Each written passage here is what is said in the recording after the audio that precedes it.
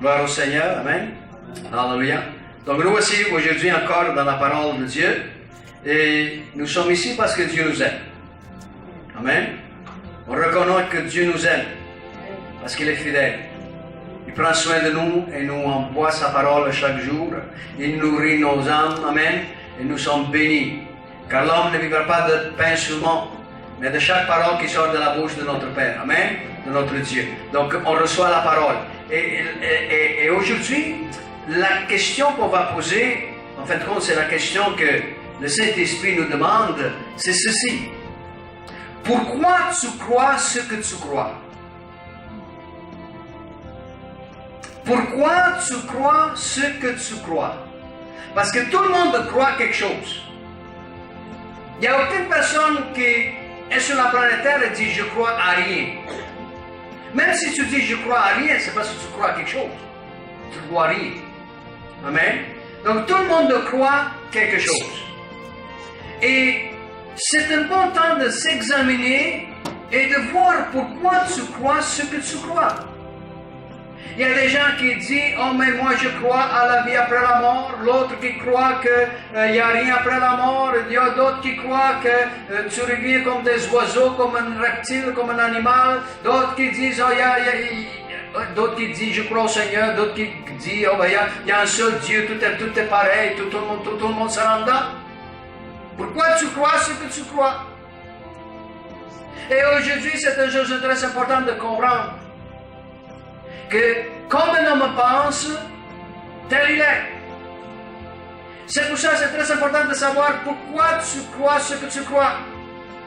Parce que ce que tu crois te fait l'homme que tu es.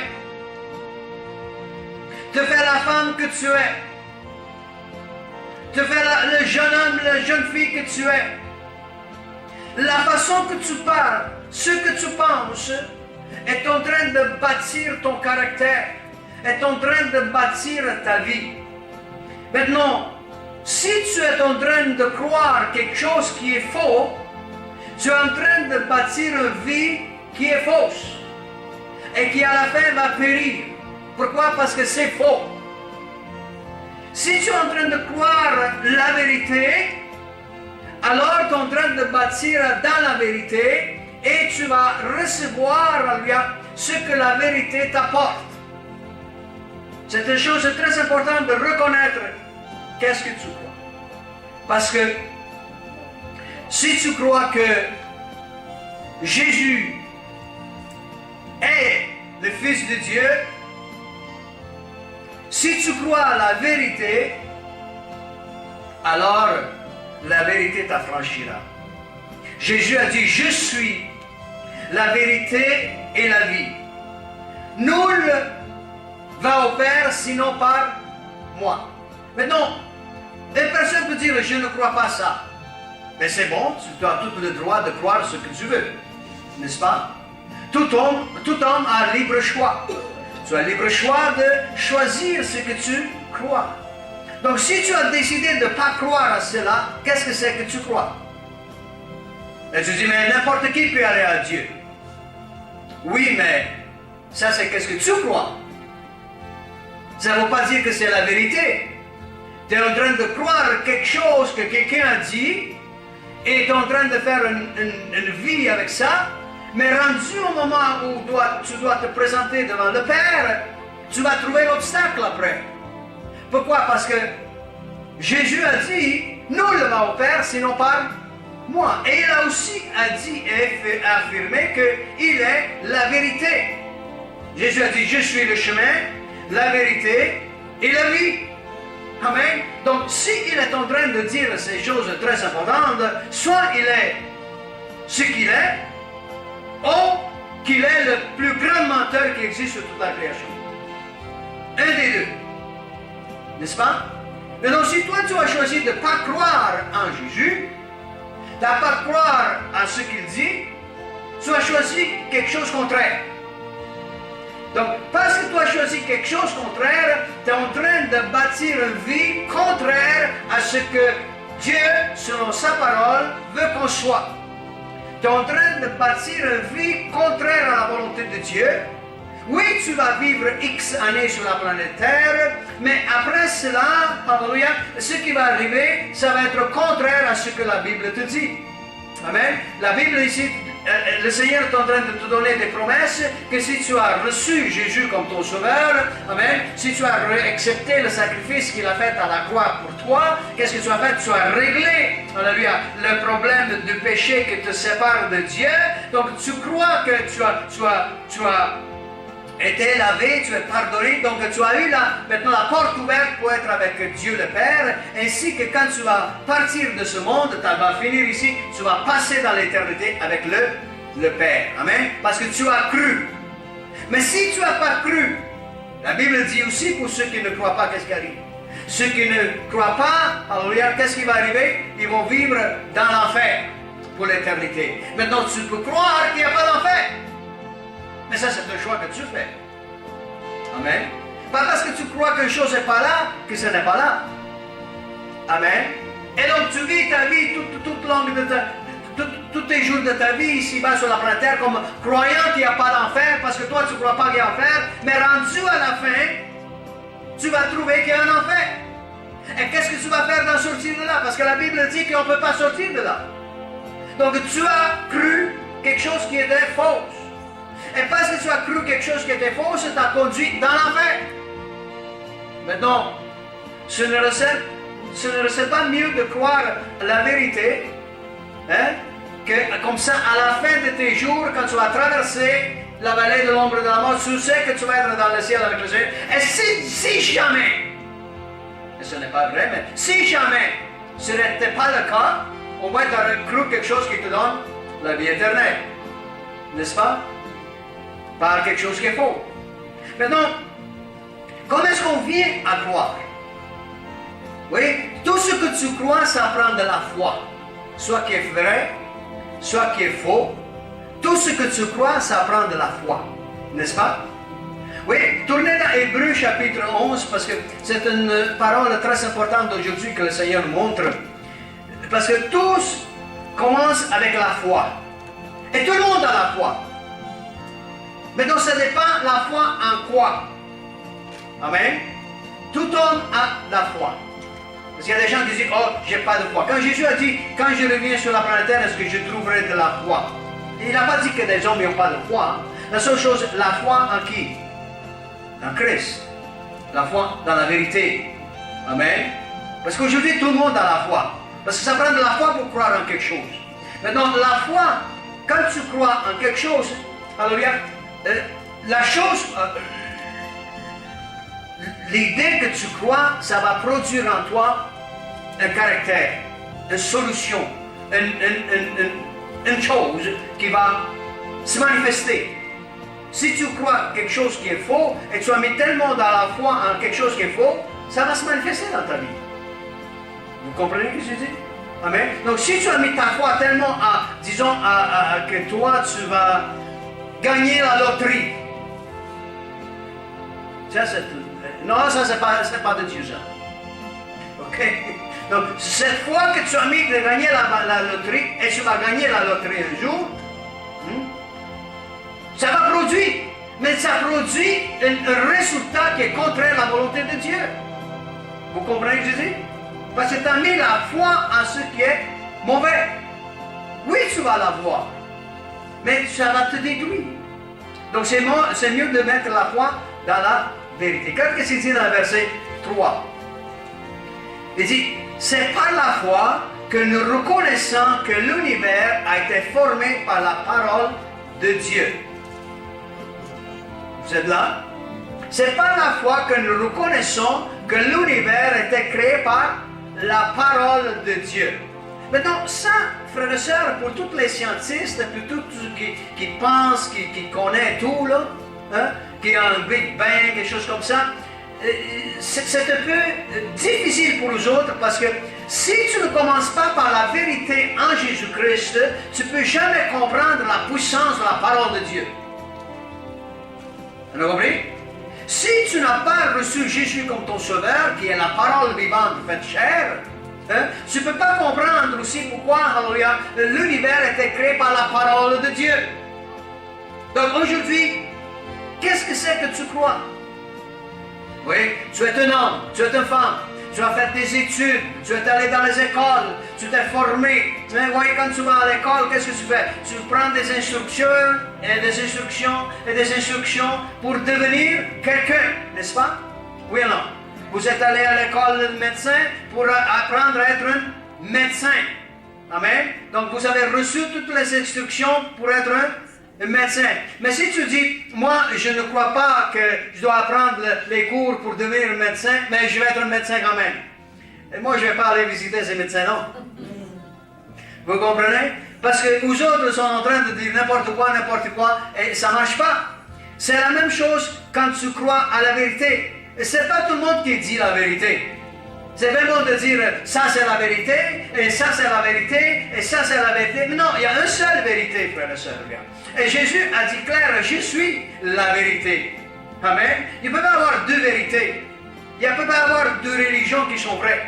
Il peut y avoir deux personnes sur la planète Terre qui te disent la vérité. Il y a un seul qui est venu pour te donner la vérité, et Jésus est venu, alléluia, pour annoncer la vérité aux hommes. D'apporter la vérité aux hommes, de nous apporter la lumière, amen, car il est la lumière. Donc c'est lui qui est venu, et donc quand nous autres, on le reçoit par la foi, voilà, on reçoit par la foi. Maintenant, tout ce qu'il apporte par la foi, ça incarne à nous, et ça produit le caractère du Fils de Dieu. Quelqu'un comprend ici, hein?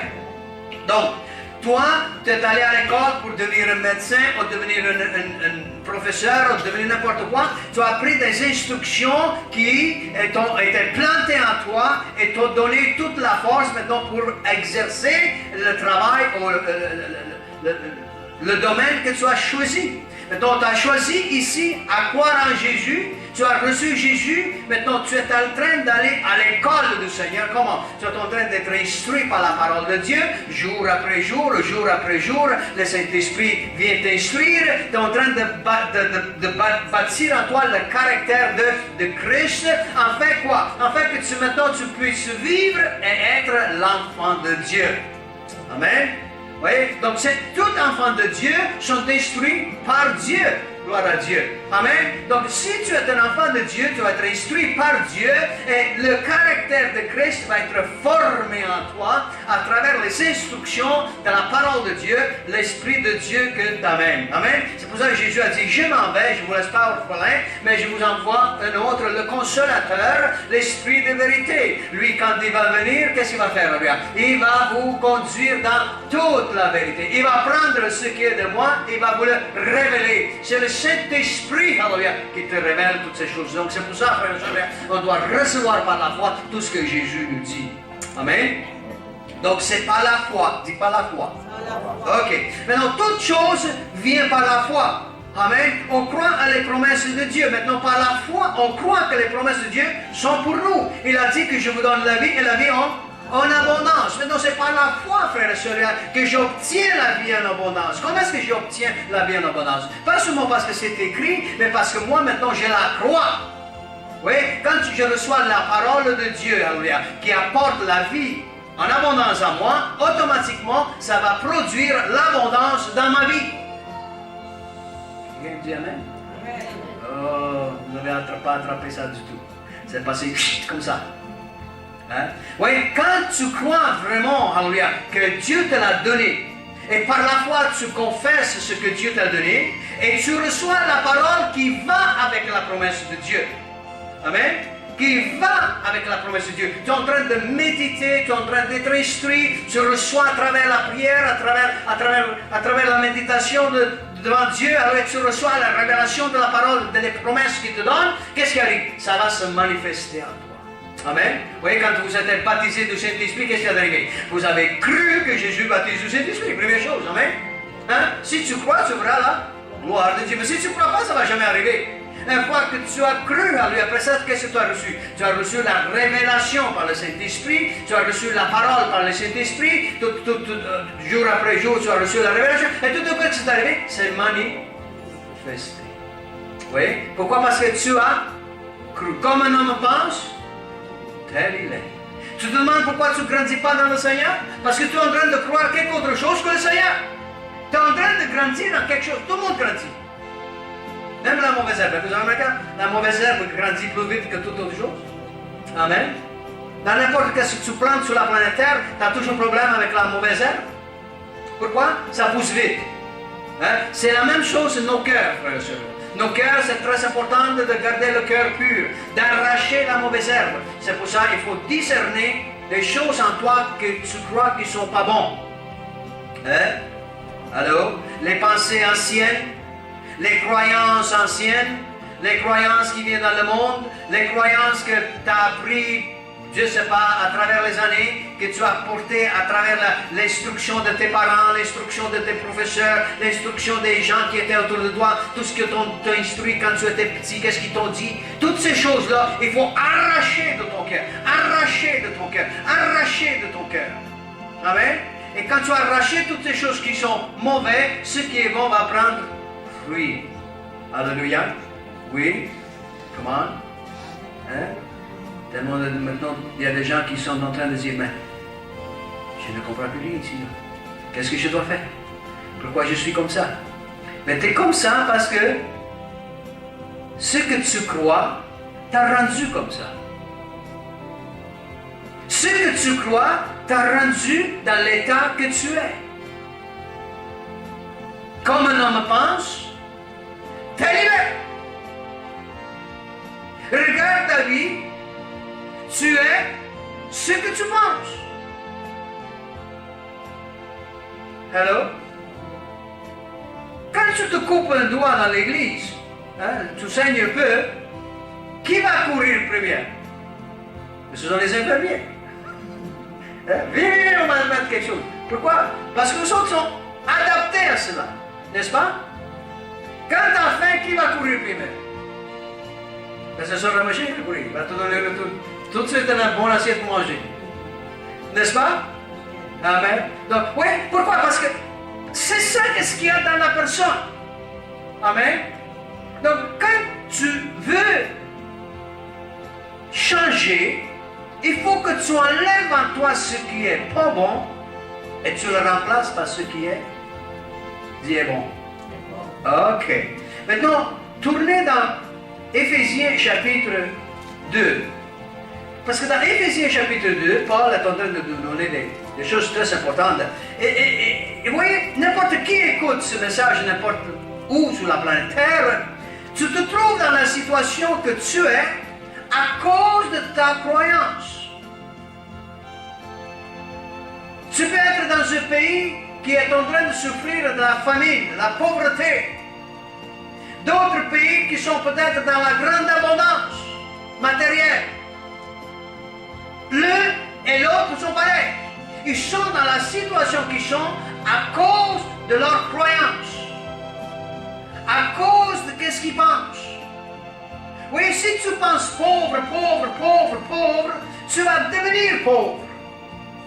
Vous savez ça? Et même autour de toi, les plantes réagissent. Tout réagit. Pourquoi? Parce que tu relâches ce que tu crois. Allô? Mais si tu relâches la vie, si tu crois à la vie, si tu crois au Seigneur, qu'est-ce que c'est? C'est de rosée qui nous arrose, n'est-ce pas? Alléluia. Et tout ce qui touche reprend vie, gloire à Dieu. Amen. Donc quand tu crois en Jésus, le Saint-Esprit vient, même si tu es dans le pire des places sur la planète Terre, alléluia, juste le fait que le Saint-Esprit coule en toi, alléluia, même les plantes reprennent vie. Même la terre reprend vie. Parce que c'est la bénédiction de Dieu. Comme tu penses, tu es.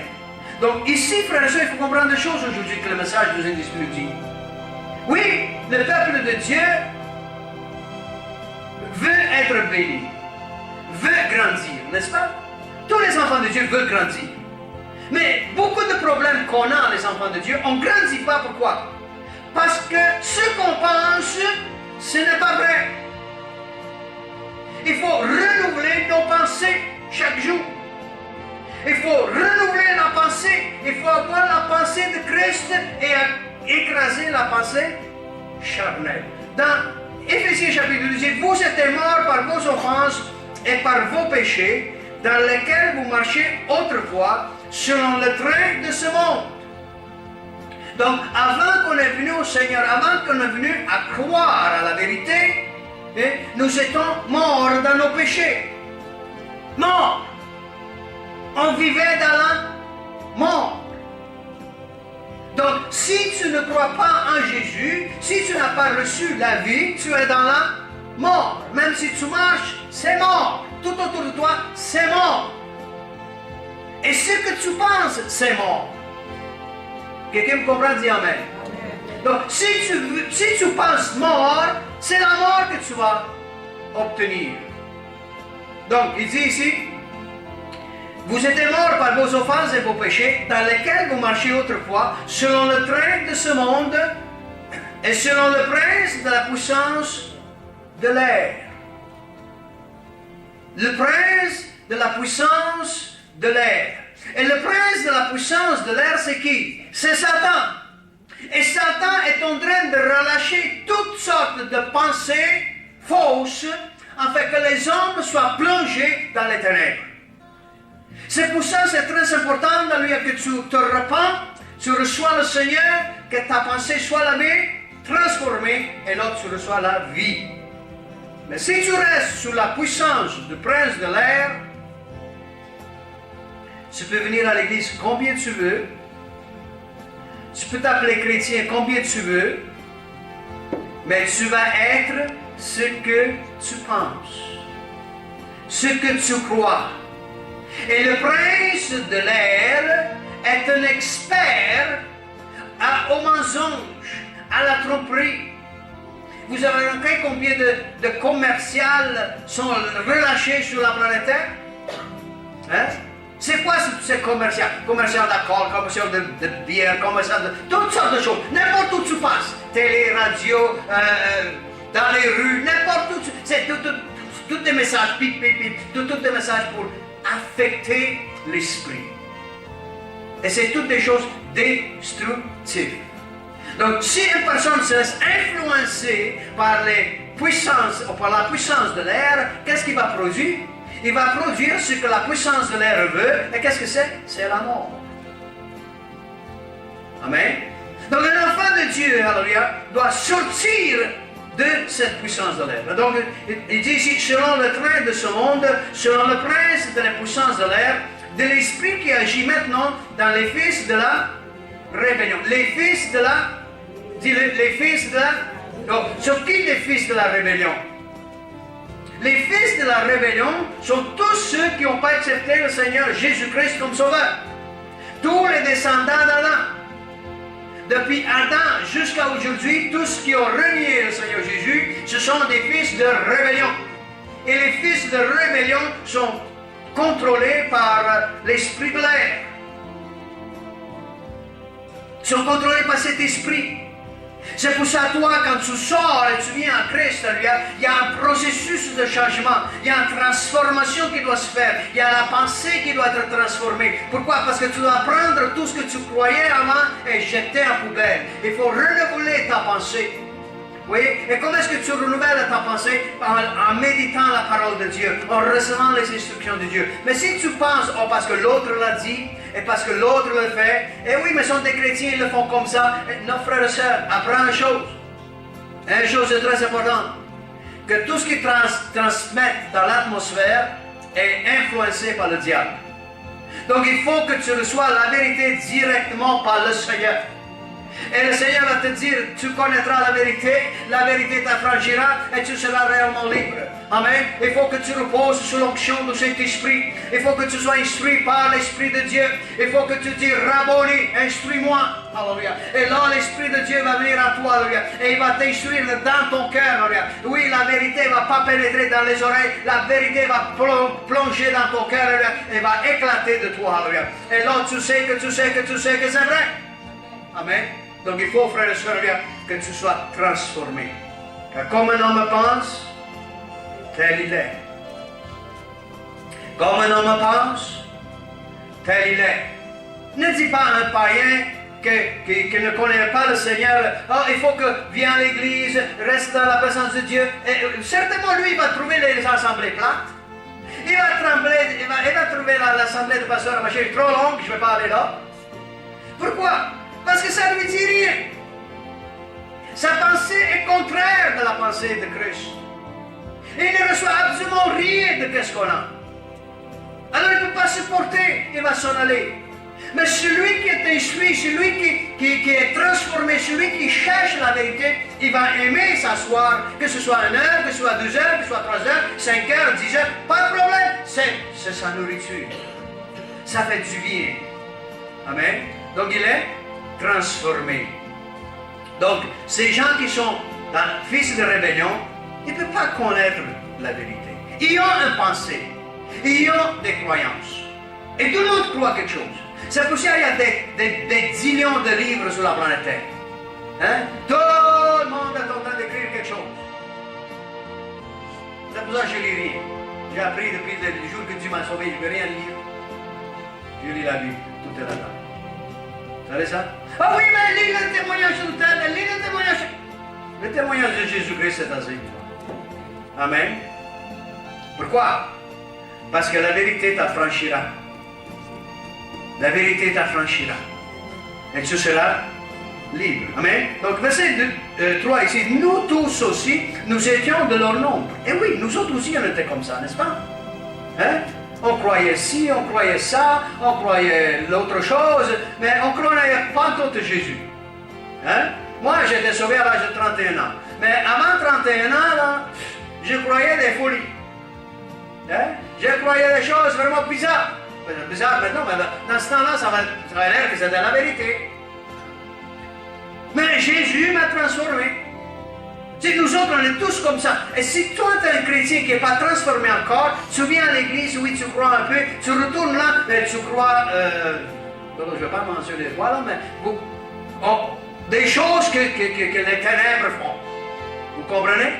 Alors, dans ce cas-là, oui, tu as un pied dans le Seigneur, mais tu n'es pas transformé parce que dans ta pensée, il y a encore des choses. Oh, mais on faisait comme ça. Et des choses, parce que Satan vient comme un ange de lumière. Hein? Et il va essayer de tout te tromper avec ce qui est faux. Et si tu es faible dans le Seigneur, tu es là, ah oui, mais c'est comme ça, oh oui, comme ça. Et tu viens au Seigneur, voilà Dieu, mais tu ne grandis pas. Pourquoi? Parce que ta pensée est toute brouillonnée. Amen. Il faut que tu sois nettoyé. Donc nous tous aussi, nous étions de leur nombre et nous vivions autrefois selon la convoitise de notre chair. Amen. On vivait dans la convoitise de notre chair. Et si vous voyez toutes les croyances du monde, c'est habillé comme ça, hein, la mode. Hein, je ne sais pas, quelqu'un va faire un petit comme ça là, quelque part, là, tout le monde va. Hein? Ben oui. C'est toujours comme ça. Pourquoi? Parce qu'ils sont influencés par les convoitises de la chair. Accomplissant les volontés de la chair et de nos pensées. Vous voyez? Donc, c'est ça que tout le monde faisait. Et on faisait cela aussi. Mais, et nous étions par nature quoi? Des enfants de... Ok, quand on dit des enfants de colère, ça veut dire quoi, des enfants de colère? Ça veut dire que nous étions avec le groupe de la création qui est rebelle à Dieu, qui sont là sous la colère de Dieu, sous la malédiction de Dieu.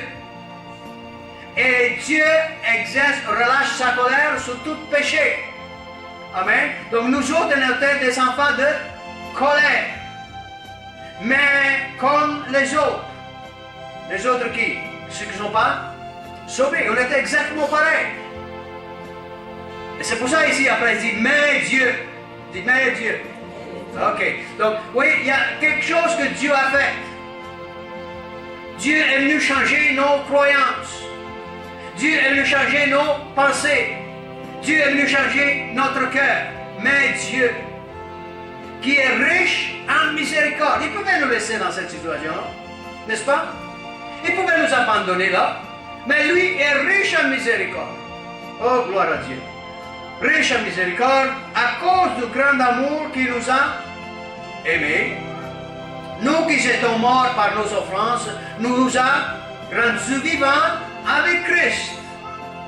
Et c'est par grâce que nous sommes sauvés. Amen. Et il nous a ressuscités ensemble et nous a fait asseoir ensemble dans les lieux célestes en Jésus-Christ, afin de montrer dans le siècle à venir l'infinie richesse de sa grâce par sa bonté